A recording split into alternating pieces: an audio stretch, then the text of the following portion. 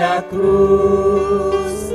Salve, ó Cristo obediente, salve, amor onipotente, que te entregou a cruz e te recebeu na luz. O Senhor esteja convosco. Ele está no meio de nós. Proclamação do Evangelho de Jesus Cristo segundo Marcos. Glória a vós, Senhor.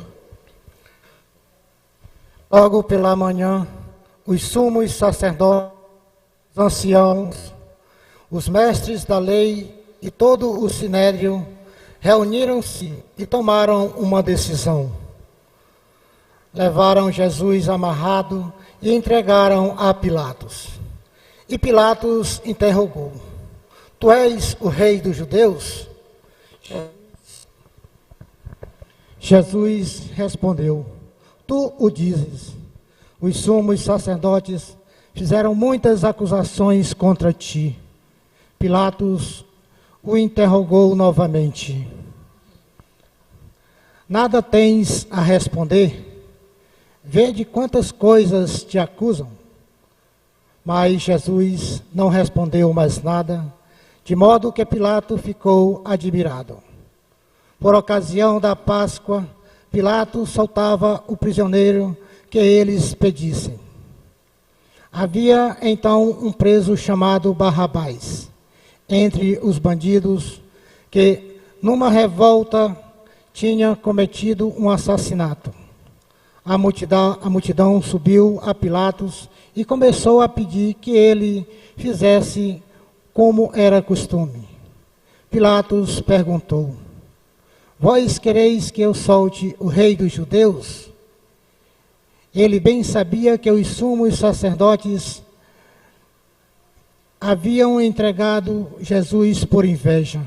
Porém, os sumos sacerdotes instigaram a multidão para que Pilatos lhe soltasse Barrabás. Pilatos perguntou de novo: Que quereis então que eu faça com o rei dos judeus?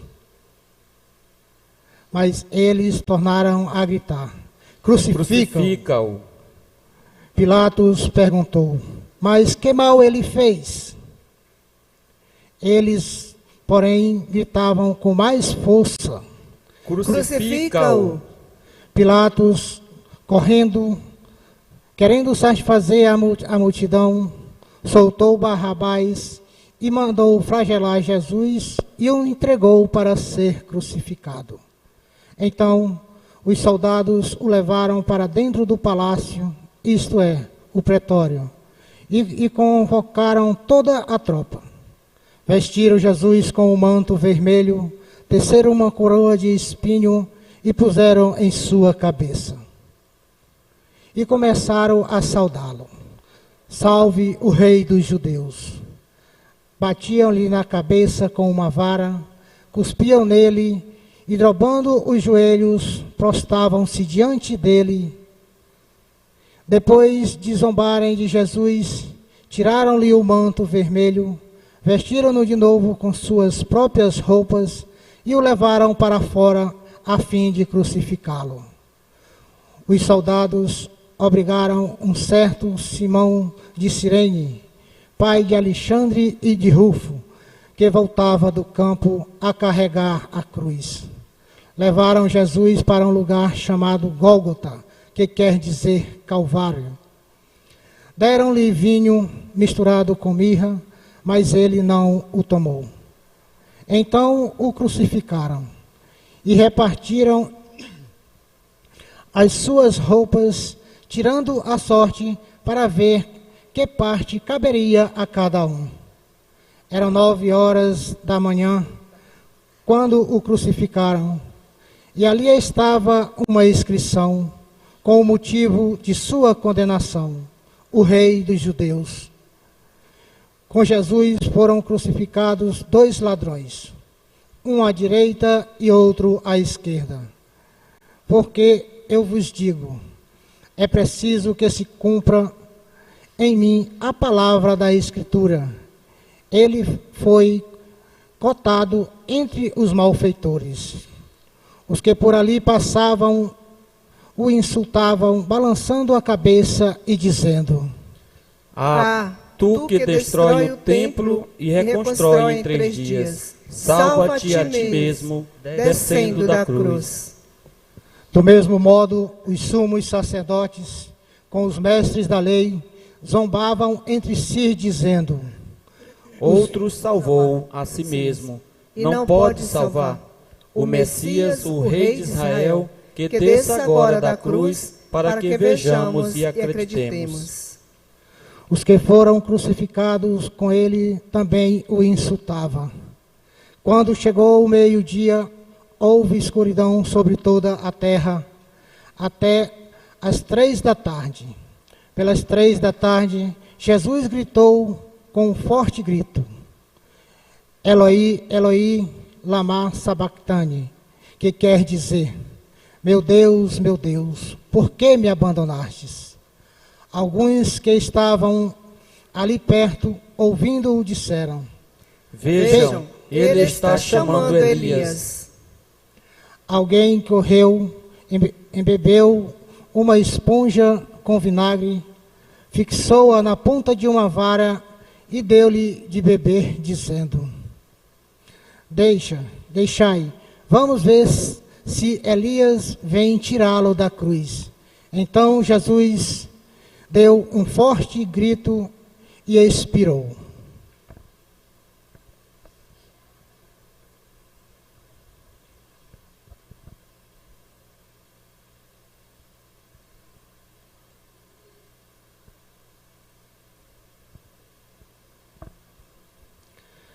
Neste momento, a cortina do santuário rasgou de alto a baixo em 2 partes. Quando o oficial do exército, que estava bem em frente dele, viu como Jesus havia expirado, disse: na verdade, esse homem era filho de Deus. Palavra da salvação. Glória a vós, Senhor.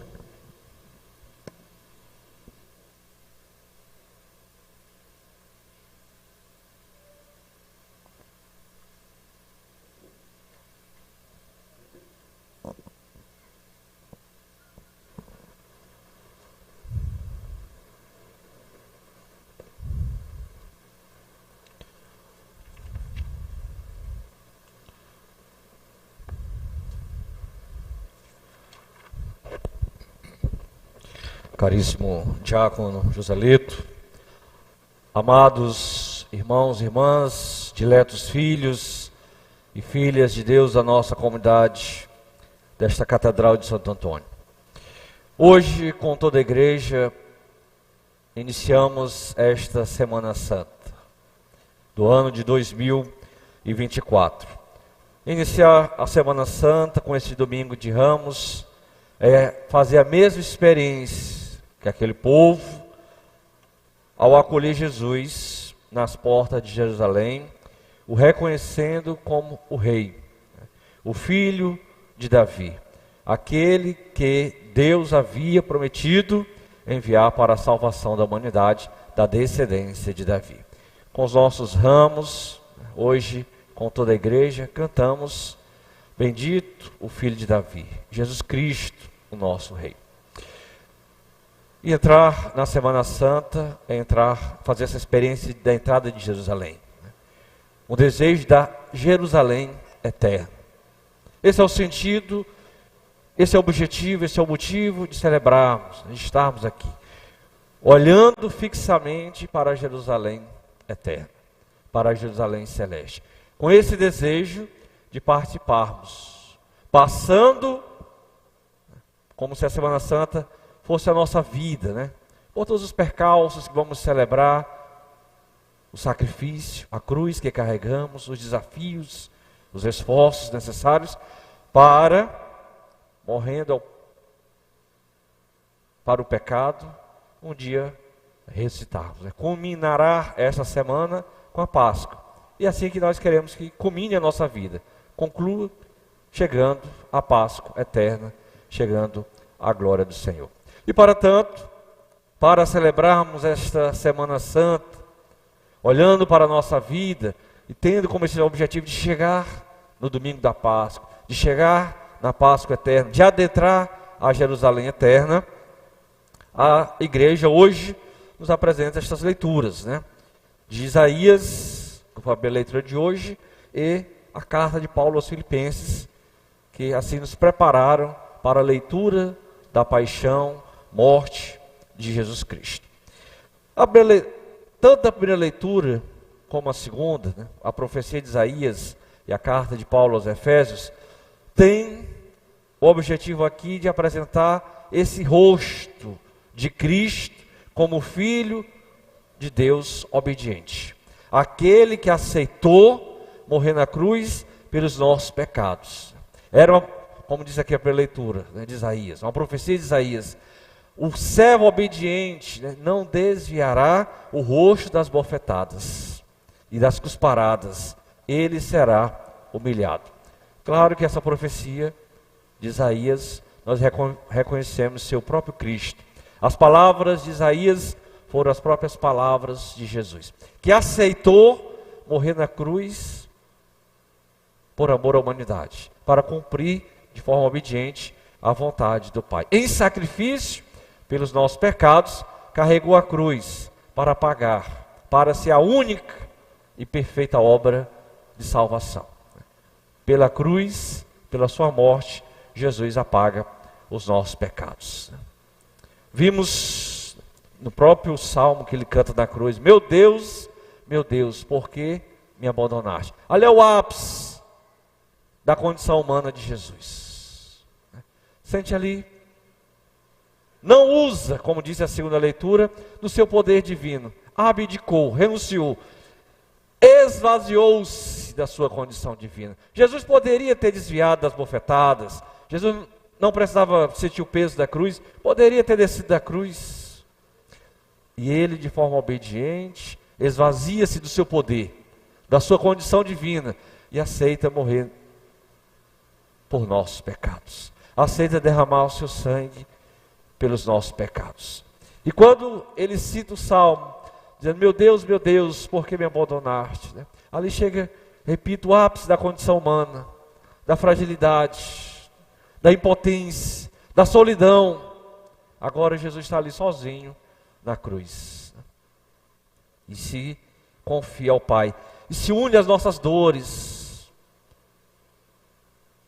aos momentos que muitas vezes nos sentimos frágeis, incapazes de reagir, de fazer algo, aquilo que já não está sob nosso domínio, aquilo que já não podemos fazer. E ali Jesus sente, experimenta. Tudo Jesus experimentou na condição humana, até este ponto, na cruz, de se sentir sem condições de nada a fazer. Só se confiar nas mãos do Pai. É o Cristo obediente, que é o servo de Deus obediente, que morre, que aceita morrer na cruz por nossos pecados. Como vimos e precisamos retomar, né, convido a todos ao longo dessa semana, ler o capítulo 14 e 15 do Evangelho de João. Irmos refletindo durante toda essa semana esses dois capítulos do Evangelho de João, onde Jesus aceita, e ali, né, os passos para a cruz, a sua paixão, a sua morte, o passo a passo, toda a dinâmica, todos os personagens, todos os aspectos deste relato da paixão de Cristo, todos os detalhes, e ir nos encontrando, nos reconhecendo nesses personagens, né? Porque aqui tem um pouquinho de cada um de nós, né? Em cada personagem bíblico dessa paixão, nós podemos encontrar um pouquinho da nossa vida, da nossa história, das nossas lutas, também nos avanços da nossa vida, da nossa prática religiosa. Desde os discípulos, podemos reconhecer em vários, né, que abandonam, que fogem, que negam, que traem Jesus. Em quantos momentos da vida nós nos reconhecemos aqui, fugindo da missão que Deus nos deu, traindo, mentindo.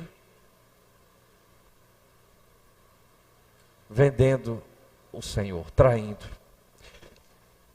Podemos reconhecer também nos doutores da lei, que julgam Jesus injustamente.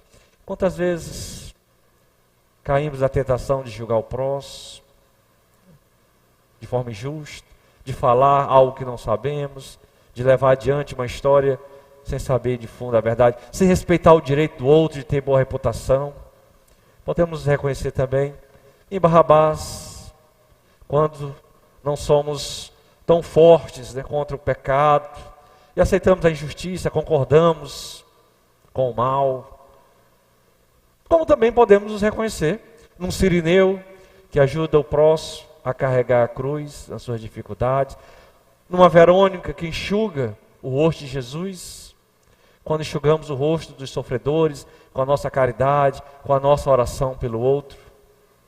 Podemos também nos reconhecer, e aqui eu trago como o principal exemplo, a refletirmos e buscar nesta Semana Santa, a mulher que quebrou o perfume, o nardo, e lavou os pés de Jesus, no início do relato da paixão.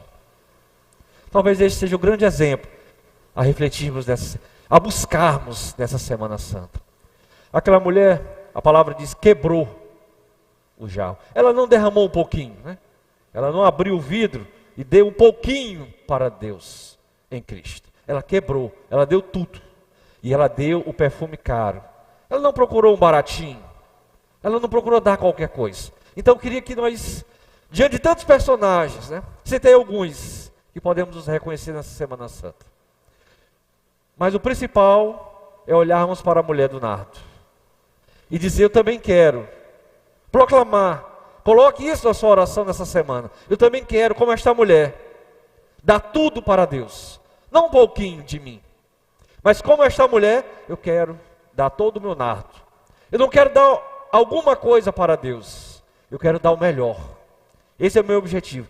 Que nesta semana, então, fixemos o nosso olhar nessa discípula. E busquemos na oração pedir ao Senhor. Colocar no Senhor, ao Senhor esse desejo, nesta paixão, nessa caminhada com Cristo ao Calvário. E o desejo de chegar a Jerusalém eterna, dizer, Senhor, eu também quero, como a mulher do Evangelho, me dá por inteiro e dá o melhor que tenho. Para Deus não damos o que resta, o que sobra.